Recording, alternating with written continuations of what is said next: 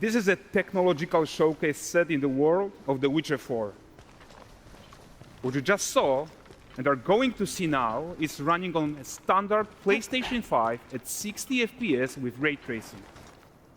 So in the game, you'll be playing as Ciri, a professional monster slayer, a witcher. She explores the world and hunts down monsters for coin. The region we are in is called Kovir, and you'll get to explore it in a game. Right now, Ciri is investigating a monster, and after gathering new clues, she is heading back to a nearby village.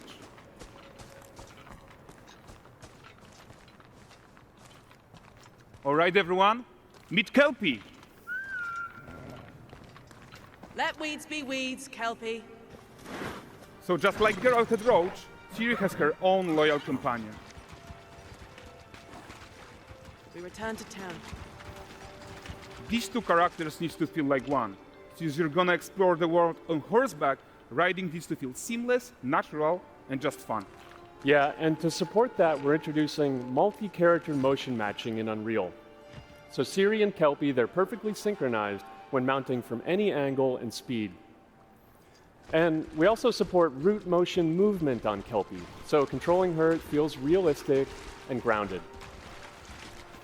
And there are also some really nice improvements to our Unreal Chaos Flesh Solver and these machine-learned deformations. So you've got realistic muscles moving and stretching under Kelpie's skin without compromising the performance there.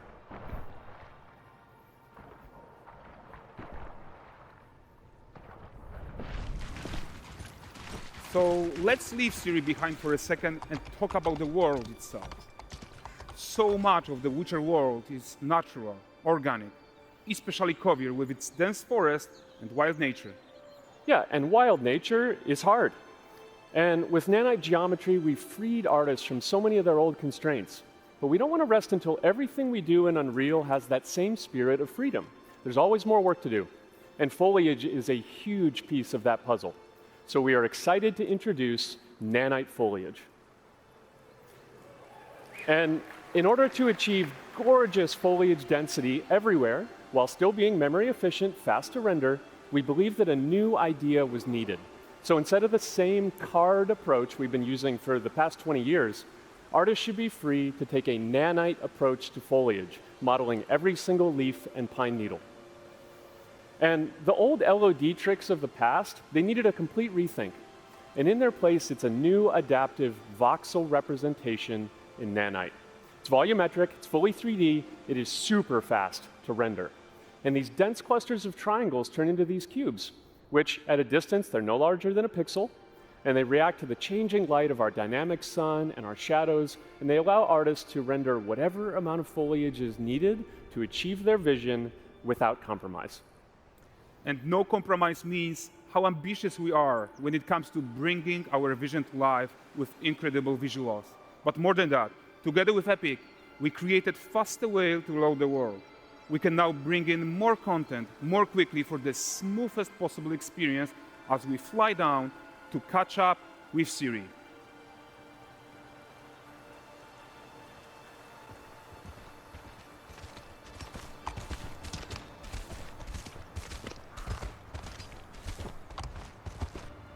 Welcome to Valdrest. So Valdrest is a port town, a hub for fishing, trade, and mining. It's one of those places where you can meet shady characters or overhear gossip from other lands. It's also where Ciri took on her current contract. High-tech, let's leave Kelpie here and explore the marketplace and food. I'm so excited we can finally show you some of this stuff. Let's see what Valdrest has to offer. Not her again. Not even at the Lamb Exeter Fair! Now, 9 gazes while I present him with a fish. For the furry rascal will often wait, and the fair's weight grants good fortune. For this feat, I ask your generosity. Pardon. Guys, notice how responsive the world is. Character actions directly affect what happens around you, sometimes even setting off chain reactions. Everything is working together.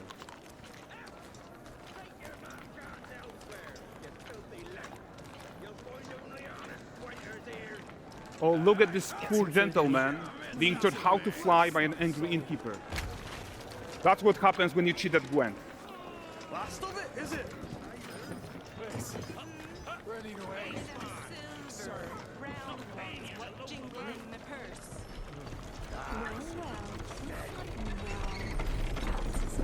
Okay, so this is the guy who gave the quest his own. Like you probably suspect, he has his own agenda in all of this. You're off your tits again, Wilfred. Get your ass up.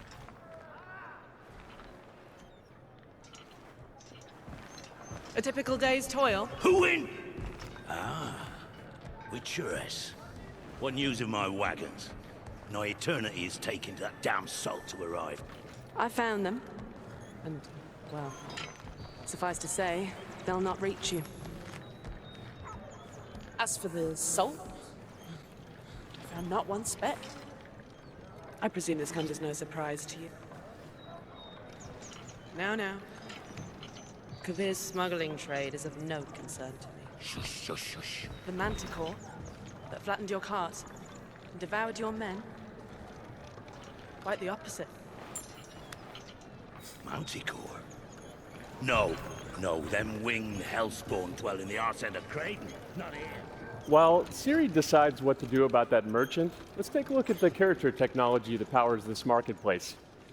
Why don't we listen in on these fishmongers? They're selling their wares, chatting up customers. Morning, catch this is. Won't find none fresher. Rugged me ladies after one of them. Get this cleaned and gutted for you. You mind, dearest? Interesting, something more. Got mackerel cod, all Brexit's finest. And there is tons of tech at play here, even in this simple market stall. Metahuman tools, improved Unreal smart objects, chaos cloth, and more.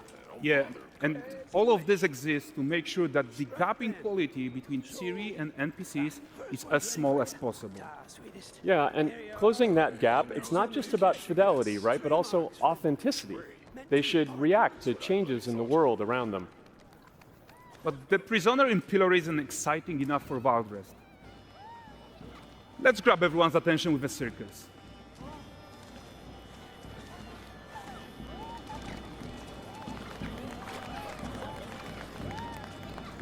But the great performance deserves a huge crowd though. Let's crank it up.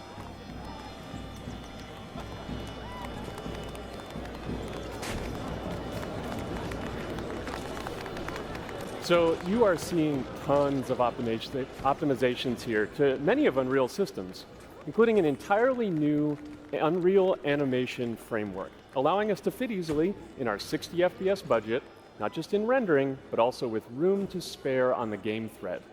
Over 300 animated skeletal mesh agents all going about their business. And the whole point is to leave breathing room for developers like you to introduce the gameplay and the systems that your players expect, empowering you to make your worlds come to life without Unreal standing in your way. You are right, and that's the open world RPG that we're making.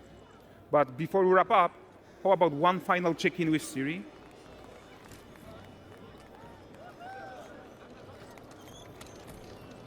We are making this game to be the most immersive and ambitious open world Witcher game ever. And we are making this a reality thanks to our work on Unreal with the team at Epic.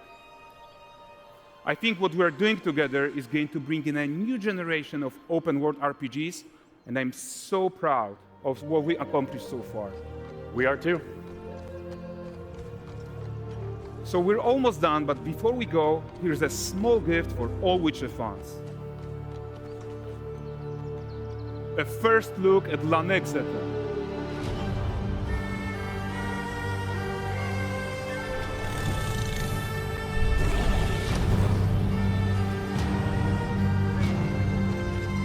Onward, Kelpie. We've worked.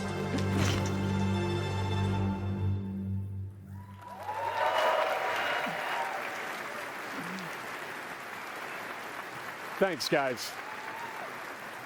Seriously, it looks amazing. And we've also barely scratched the surface of what's coming in Unreal 5.6. So here's Julien to tell you even more. Thank you very much. Thank you so much.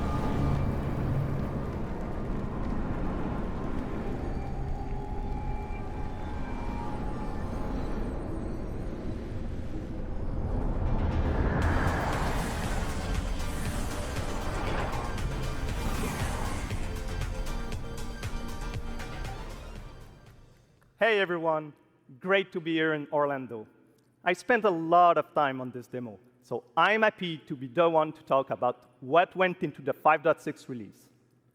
An open world like that was just the perfect content to focus on our main goal for the release, which was performance. We want the engine to scale to large and rich worlds. We want to preserve graphics quality. And of course, we want to deliver high frame rates that you and your players expect. So let's check it out, starting with rendering.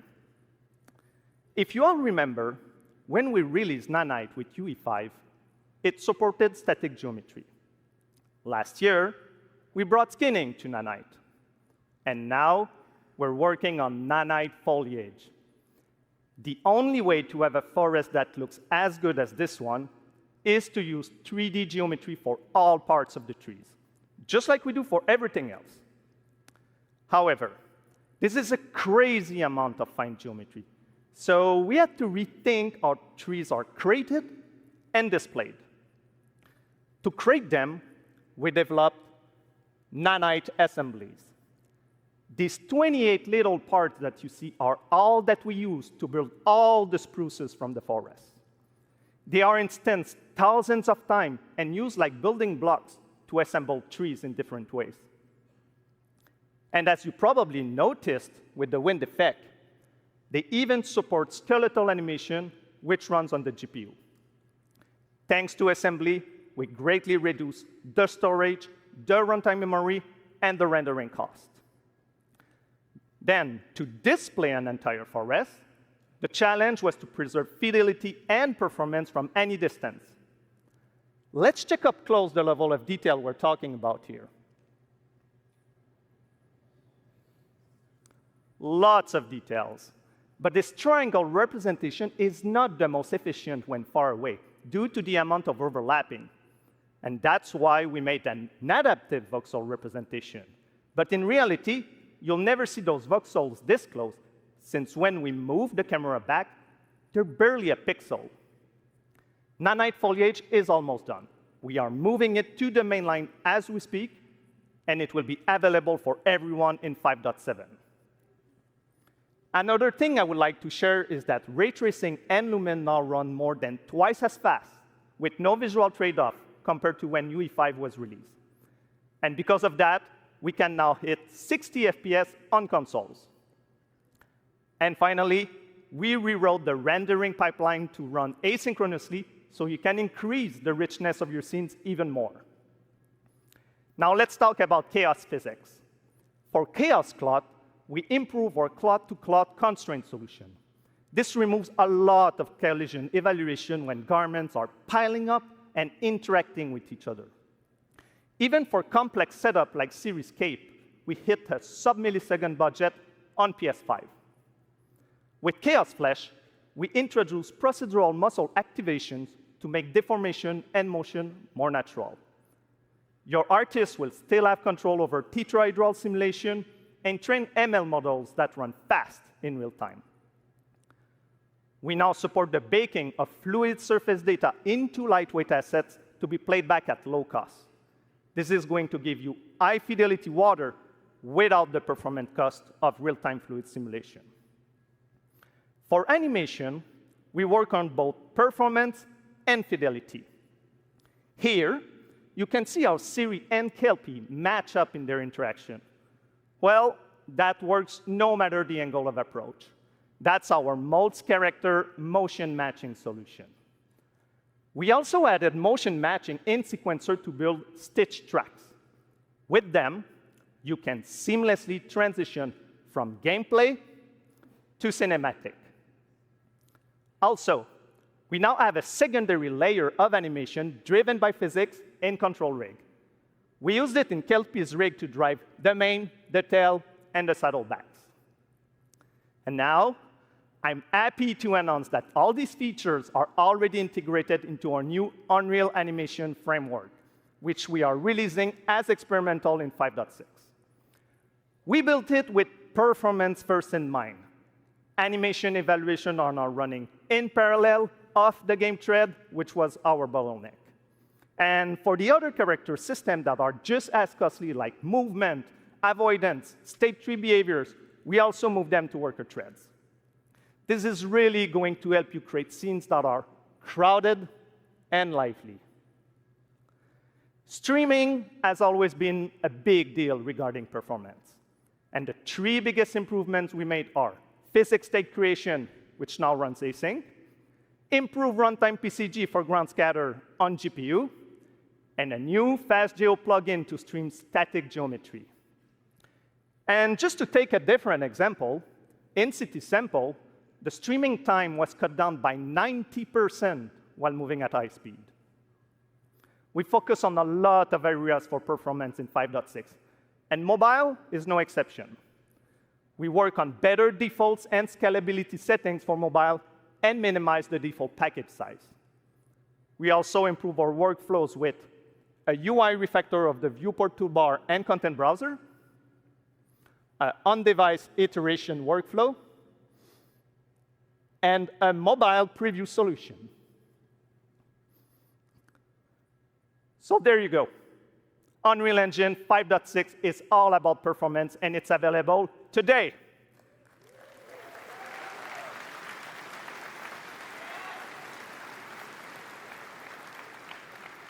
Please go enjoy the tech talks and session we have for you guys and come chat with us. And now, please welcome Chris from the MetaHuman team.